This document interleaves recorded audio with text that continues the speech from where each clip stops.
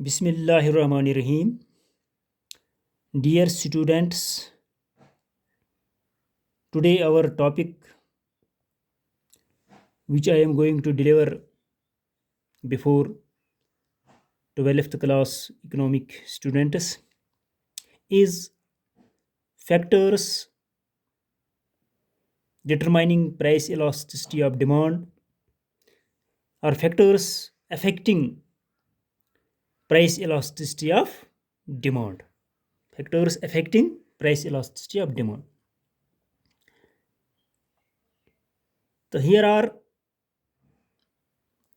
some factors which affecting the price elasticity of demand. They are as under: number one, nature of commodity. Nature of commodity. Ordinarily, necessaries like salt, kerosene oil, matchboxes, textbooks, seasonal vegetables, etc. have less than unitary elastic demand. In other words, we say inelastic demand. ये एक point है इसमें, इन्हें necessaries जो हैं, इन्हें जिनकी हमें ज़्यादा ज़रूरत है, सॉल्ट की ज़्यादा ज़रूरत है, कैरोसिन ऑयल की ज़्यादा ज़रूरत है, मैच बॉक्स जो माचिस हम जलाते हैं, जिससे हम आग जलाते हैं, टेक्स्ट बुक्स किताबें जो हैं ये भी ज़रूरी हैं, सीजनल वेजिटेबल जो सब्जियां हैं तो वो भी ज़रूरी हैं. ये जो है इन इलास्टिक डिमांड इनकी होती है. इस डिमांड को क्या कहते हैं? इन इलास्टिक, जो नेसेसरीज हैं. तो इसके अलावा दूसरा एक पॉइंट है लक्शरीज. लक्शरीज जो है ये मिसाल के तौर पर लक्शरीज में क्या क्या आता है? Like air conditioner, costly furniture जो महंगा फर्नीचर हो, फैशनेबल गारमेंट्स जो लिबास यानी जिनका फैशन हो, वगैरह वगैरह, have greater than unitary elastic demand, या हम ये भी कहेंगे कि हैव इलास्टिक डिमांड. यानी इनकी लक्शरीज की इलास्टिक डिमांड होती है और नेसेसरीज की जो है इन इलास्टिक डिमांड होती है. The reason being that change in their prices has a greater effect on their demand. वजह इसका यह है कि जो चेंज इन जो इनकी प्राइसेस में चेंज आती है, कीमत में, has a greater effect on their demand. तो उसका ज़्यादा असर है बनिस्बत उसकी डिमांड पर. डिमांड पर ज़्यादा असर पड़ता है उसके प्राइस से. अच्छा, तो वो है इलास्टिक, वो है इन नेसेसरीज है इन इलास्टिक, और ये जो लक्शरीज आइटम्स हैं वो हैं इन इलास्टिक. तो इसके अलावा जो है कम्फर्ट्स, मिसाल के तौर पर जिनको हमें, जिससे हमें चैन आए, आराम आए, उसमें वो कौन सी चीज़ें आती हैं? कम्फर्ट्स में क्या आता है? लाइक मिल्क, दूध आता है, ट्रांजिस्टर ये जो है ना, रेडियो वगैरह, कूलर जिसको हम इसमें पानी रखते हैं ठंडा करने के लिए, फैन्स हैं जिससे हम जो हमें गर्मी में ठंडा करते हैं, एक्स्ट्रा वगैरह वगैरह जो है, फैन्स हैं, कूलर हैं, transistor, milk, extra have neither very elastic demand nor very in elastic demand. ना इनको ज़्यादा इलास्टिक डिमांड होती है, इनकी ज़्यादा इन इलास्टिक डिमांड होती है. तो ये कंफर्ट्स में आते हैं. इसी तरीके से जॉइंटली डिमांड गुड्स, जिनकी एक वक्त बैक वक्त यानी दोनों की एक ही वक्त डिमांड होती है. मिसाल के तौर पर like car and petrol. Car की भी डिमांड उस वक्त होती है और पेट्रोल की भी डिमांड होती है. जब कार हम लाते हैं तो उसको पेट्रोल की ज़रूरत है, जब पेट्रोल है तो उसके लिए कार होनी चाहिए. तो इसलिए ये जॉइंटली है, इन दोनों की डिमांड होती है. तो पेन एंड इंक, जब हमारे पास पेन हो तो उसके लिए इंक लाजमी है, ज़रूरी है. जब इंक हो तो उसके लिए पेन भी ज़रूरी है. तो इसलिए ये जॉइंट डिमांड है. इसी तरह से कैमरा एंड फिल्म, जब कैमरा हो तो उसमें फिल्म लगानी ज़रूरी है. तो ये कैमरा एंड फिल्म ये भी जॉइंटली डिमांड है. Have ordinarily in elastic demand. तो ये ऑर्डिनरीली जिनको हम कहते हैं कि ये परमानेंटली नहीं बल्कि ऑर्डिनरीली ये इन इलास्टिक डिमांड इन्हें इनकी होती है. For example, rise in price of petrol. मिसाल के तौर पर पेट्रोल की कीमत बढ़ जाएगी, will not reduce it's demand. तो डिमांड को वो कम नहीं करेगी. If the demand for cars has not decrease, अगरचे कारों की डिमांड तो कम नहीं होगी. तो ये जो है नेचर ऑफ ए कमोडिटी, इसको कहते हैं नेचर ऑफ कमोडिटी को. हम ये भी कहेंगे कि जहाँ तक जो है ना, मतलब मिसाल के तौर फ्लोर है, आटा होता है, सॉल्ट होता है, ये नेसेसरीज हैं. तो इसलिए इनकी डिमांड जो है इनइलास्टिक है. तो इसके बरकस जो मतलब लक्शरीज हैं, change in price is more on luxuries. So their demand is inelastic, यानी उसकी इलास्टिक डिमांड है। तो इस तरीके से इलास्टिक जो है कंफर्ट जो है, न इनकी ज़्यादा यानी न इलास्टिक हैं ये ज़्यादा और न इन इलास्टिक हैं ये ज़्यादा। तो ये हो गया कंफर्ट्स में, मिल्क आता है, ट्रांजिस्टर आता है, कूलर आता है, फैंस वगैरह हो गए। तो ये था एक फैक्टर जो है इसका nature of commodity in price elastic. तो दूसरा फैक्टर इसका है availability of substitutes. Availability of substitutes, demand for those commodities which have substitutes, इन्हें वो चीज़ें जिनका सब्स्टिट्यूट है, जिनका मुतबादला कोई है। For example T has it substitute in coffee, T जो है इसका सब्स्टिट्यूट है कॉफ़ी। अगर हमें टी अवेलेबल ना होगी तो हम उसके बदले कॉफ़ी पी सकते हैं। इसी तरीके से ऑरेंज जूस जो है has it substitute in lime juice. अगर हमें ऑरेंज जूस की आदत है पीने की, वो न मिले तो हम इसका सब्स्टिट्यूट लेते हैं, आज दे दो चलो लाइम जूस ही दे दो। गो ये जब सब्स्टिट्यूट की अवेलेबल हो, मार्केट में अवेलेबिलिटी इसकी हो, चाय के बदले हम काफ़ी पी सकते हैं, या काफ़ी की आदत है तो अगर काफ़ी ना हो तो हम चाय पी सकते हैं। इसी तरह अगर नमकीन चाय नहीं है तो हम लिप्टन चाय पी सकते हैं। तो ये इनके सब्स्टिट्यूट्स हैं। वो demand for those commodities which have substitutes तो आर रिलेटिवली मोर इलास्टिक, तो वो उनकी डिमांड क्या होती है, वो मोर इलास्टिक होती है, वो मोर इलास्टिक होती है। मिसाल के तौर पर अगर हम ये भी कहेंगे कि अगर लोगों को ये जो है वो रेक्सोना सोप जो है शुरू करेंगे, रेक्सोना सोप लेने के लिए, people will start two by Rexona soap when price of Hamam soap increases. अगर हमाम सोप जो वो इस्तेमाल करते थे तो उसकी कीमत बढ़ गई तो वो रेक्सोना सोप जो है ले लेंगे, साबुन ले लेंगे, and demand for Hamam soap will decrease, और हमामा सोप की जो है वो डिक्रीज हो जाएगी, वो डिक्रीज। वो ये सब्स्टिट्यूट्स है, अगर एक साबुन नहीं है तो दूसरी साबुन हम ले सकते हैं। इसी तरीके से the reason being that when price of a commodity falls in relation to it substitute, वजह इसका यह है कि अगर price of a commodity falls in relation to it substitute के यानी तवल्लुद से इसका जो है ये कीमत जो है क्या हो जाएगी, गिर जाएगी, कम जाएगी। The consumers will buy more of it, तो कंज्यूमर जो है वो ज़्यादा खरीदेंगे in place of it substitute, इन सब्स्टिट्यूट के बजाय। Commodities having no substitutes like cigarettes, liquor extra have inelastic demand, वो कमोडिटीज़ जिनका कोई सब्स्टिट्यूट ही नहीं है, मतलब यहाँ पर सिगरेट लिखा गया है, लिक्वर लिखा गया है तो इन्हें शराब वगैरह, तो वो उसकी डिमांड जो है इन इलास्टिक डिमांड है, उसकी डिमांड जो है इन इलास्टिक डिमांड है। या हम ये भी कहेंगे कि salt has no substitute, so no specific effect will be on the demand of salt because of demand of salt, तो so demand of salt will be inelastic, तो demand of salt जो है वो क्या होगी, in elastic हो जाएगी, वो इन इलास्टिक हो जाएगी। तो ये था अवेलेबिलिटी ऑफ सब्स्टिट्यूट्स। अब डिफरेंट यूज ऑफ कमोडिटी, किसी कमोडिटी के मुख्तलिफ हम यूजेस करते हैं, इस्तेमाल करते हैं, या हम ये भी कहें कि goods with several uses, different use of commodity या goods with several uses.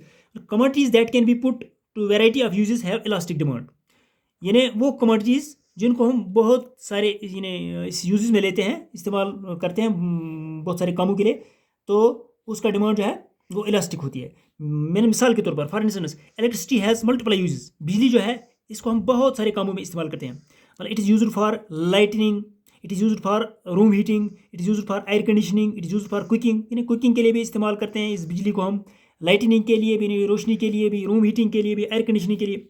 If the price of electricity increase, अगर इस बिजली का कीमत बढ़ गया, its use will be restricted to important purpose, तो इसका जो यूज़ है, जो इस्तेमाल जो है इसका, वो महदूद किया जाएगा, रिस्ट्रिक्ट किया जाएगा टू इम्पॉर्टेंट पर्पज, यानी अहम यानी कामों के लिए ही सिर्फ किया जाएगा। लाइक लाइटनिंग, सिर्फ लाइटनिंग ही करो क्योंकि इसकी कीमत बढ़ गई है, अब हम कुकिंग नहीं कर सकते इस पर, अब हम रूम हीटिंग नहीं कर सकते, एयर कंडीशनिंग नहीं कर सकते इस पर, सिर्फ लाइट ही जलाओ, हाँ क्योंकि ये बढ़ गई है, भाई हम एक ही लैंप जला देंगे।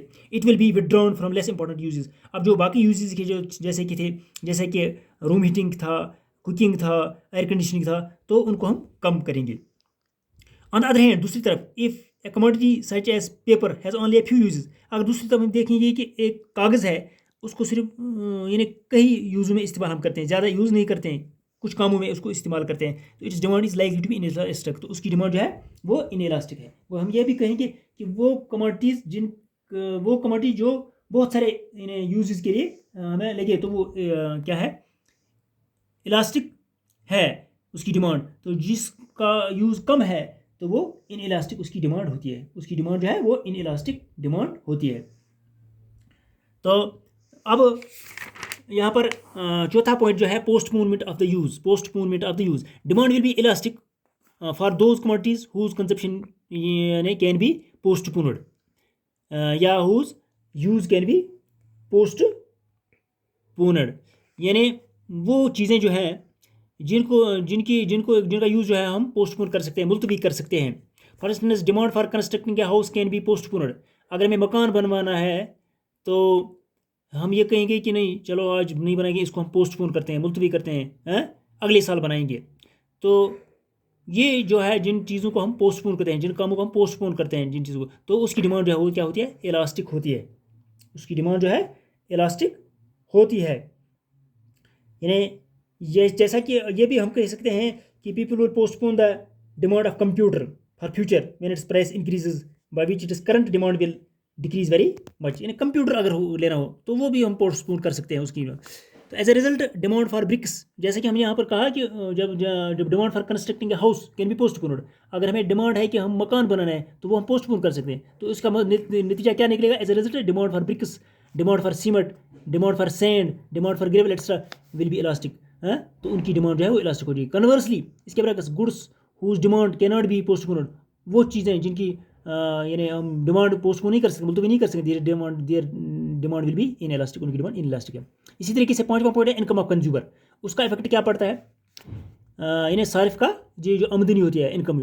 People whose incomes are very high और वेरी लो, वो लोग जिनकी आमदनी बहुत बढ़िया है या बहुत कम है, their demand will ordinarily be inelastic, उनकी मांग जो है मजमूई तौर क्या होगी, यानी इन इलास्टिक होती है। बिकॉज राइज इन प्राइस और fall in price will have little effect on their demand, क्योंकि राइज इन प्राइस या फॉल इन प्राइस जो है, चाहे कीमत घटे चाहे कीमत बढ़े, वो कम असर डालता है उनकी डिमांड पर। कन्वर्सली इसके बरकस middle income groups will have elastic demand, मतलब जो मिडिल इनकम ग्रुप्स हैं, जो दरमियानी आमदनी वाले ग्रुप्स हैं, जिनकी आमदनी दरमियानी वस्त दर्जे की है, तो वो क्या है, विल हैव इलास्टिक डिमांड, उनकी डिमांड जो है यानी इलास्टिक होती है।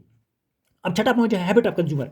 अब जो कंज्यूमर को कुछ चीज़ें वो आदी बना है उनको यानी इस्तेमाल करने में, goods to which a person becomes accustomed और habitual will have elastic demand, यानी वो चीज़ें जिनका एक शख्स जो है आदी बन गया है उनको इस्तेमाल करने में, तो हर दिन वो उन चीज़ों को इस्तेमाल करता है, तो वो उसकी डिमांड जो है इनइलास्टिक डिमांड होती है। लाइक सिगरेट हर दिन इस्तेमाल करता है, काफ़ी हर दिन इस्तेमाल करता है, टोबैको हर दिन इस्तेमाल करता है, एक्स्ट्रा, तो ये इलास्टिक डिमांड है। It is so because a person can not do without them, क्योंकि एक इंसान जो है इनके बगैर नहीं रह सकता है, वो यानी ये करने के बगैर नहीं रह सकता है।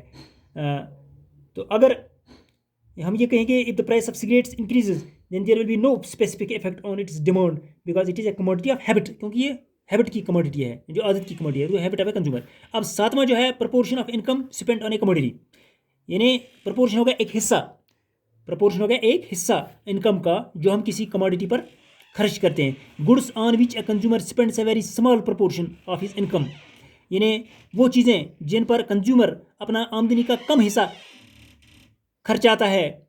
फॉर एग्जांपल टूथपेस्ट पर कम खर्च करता है, बूट पॉलिश पर कम खर्च करता है, न्यूज़पेपर यानी अखबारों पर कम खर्च करता है, निडल्स जो सुइयाँ वगैरह उन पर कम खर्च करता है, will have an in elastic demand, तो वो उसकी डिमांड जो होती है इन इलास्टिक है। ऑन द अदर हैंड दूसरी तरफ जब है goods on which the consumer spends a large portion of his income, तो वो चीज़ें जिन पर ये कंज्यूमर जो है अपनी आमदनी का ज़्यादा हिस्सा लार्ज पोर्शन खर्च करता है, मिसाल के तौर पर कपड़ों पर ज़्यादा खर्च करता है, स्कूटर पर खर्च करता है वगैरह पर, ये डिमांड विल बी इलास्टिक, तो उसकी डिमांड जो है इन इलास्टिक होगी। अब जो आठवां पॉइंट है प्राइस लेवल, या हम ये कहेंगे कि प्राइस रेंजेस, जैसे कि हम कहेंगे प्राइस रेंजेस भी हम कहते हैं, मतलब elastic of demand also depends upon the level of price. ये इलास्टिसिटी ऑफ डिमांड जो है ये प्राइस लेवल पर ही डिपेंड करती है of the concern commodity. Elasticity of demand will be high at higher level of the price of the commodity and low at the lower level of the price. या हम ये भी कहेंगे high priced and low priced commodities have inelastic demand, जो high priced commodities हैं या लो priced commodities है वो उनकी डिमांड जो है इन इलास्टिक डिमांड होती है। A price of a truck, for example a price of a truck, अगर ट्रक की इंक्रीजेज अप टू 6,10,000 यानी 6,10,000 तक बढ़ेगी, कहाँ से, फ्रॉम 6 लाख से, यानी 6 लाख उसकी कीमत थी, अब वो बढ़ गई 6,10,000 से, then there will be no specific effect on its demand, तो उसकी डिमांड पर कोई असर नहीं पड़ेगा, because a person who can collect 6 lakh rupees it will not be difficult for him to collect more 10,000 rupees, ने एक वो शख्स जो 6 लाख जमा कर सकता है उसके लिए ये मुश्किल नहीं है कि वो और यानी 10,000 भी जमा कर सके। इसी तरीके से in the same way the price of match books, जैसा हम कहेंगे, इंक्रीजेज टू 30 पैसा फ्रॉम 25 पैसा। अगर हम 25 पैसे, वो 30 पैसा बन गया, बढ़ गया, 25 पैसा पहले थे और 30 पैसा बन गया, then its demand will not be affected very much. तो इसकी डिमांड भी ज़्यादा असर नहीं डालेगी। ये था प्राइस रेंज, जैसा हम कहेंगे, प्राइस रेंज या प्राइस लेवल जैसे हम कहेंगे। तो अब लास्ट जो है इसका 9वां point, time period. Time period जिसको हम कहेंगे, demand is inelastic in short period. Short period में इन इलास्टिक डिमांड होती है, but elastic is long, but elastic in long period. Long period में डिमांड जो है इलास्टिक होती है और शॉर्ट पीरियड में डिमांड जो है इन इलास्टिक होती है। It is so because in the long run a consumer can change his consumption habits. क्योंकि लॉन्ग रन में वो अपने कंज्यूमर जो है वो अपनी आदत को यानी क्या कर सकता है, बदला सकता है, अपने हैबिट्स को बदला सकता है more conveniently than in the short period, बनस्बत शॉर्ट पीरियड से। तो ये थे कुछ फैक्टर्स जो अफेक्ट करते हैं, असर डालते हैं प्राइस इलास्टिक डिमांड पर। तो आज के लिए इतना ही काफ़ी। फ़ी अमान अल्लाह।